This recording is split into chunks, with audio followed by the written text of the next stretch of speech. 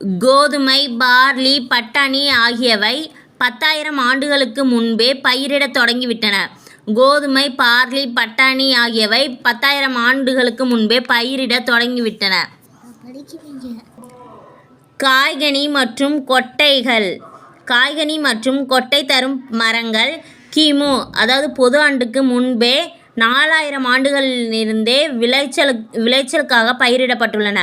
பொது ஆண்டுக்கு முன்புலேருந்தே காய்கனி மற்றும் கொட்டைகள் தரும் மரங்களை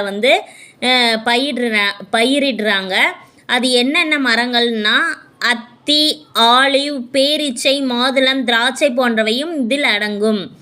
கோதுமை, பார்லி, பட்டாணி ஆகியவை 10,000 ஆண்டுகளுக்கு முன்பே பயிரிடத் தொடங்கிவிட்டன. 10,000 ஆண்டுகளுக்கு முன்பே பயிரிடத் தொடங்கிய பயிர் வகைகள் எதுன்னு கேட்டால் கோதுமை, பார்லி, பட்டாணி. கிமு 4,000க்கு முன்பே பயிரிடத் தொடங்கிய காய்கனி, கொட்டை மரங்கள் எதுன்னு கேட்டால் அத்தி, ஆலிவ், பேரீச்சை, மாதுளம், திராட்சை ஆகியவை அடங்கும். கோதுமை, பார்லி, பட்டாணி ஆகியவை 1000 ஆண்டுகளுக்கு முன்பே பயிரிடத் தொடங்கப்பட்டுவிட்டன. காய்கனி மற்றும் கொட்டை தரும் மரங்கள் கிமு 4,000 ஆண்டுகளிலேயே விளைச்சலுக்காக பயிரிடப்பட்டுள்ளன. அதில் எதுன்னு பார்த்தா அத்தி, ஆலிவ், பேரீச்சை, மாதுளை, திராட்சை.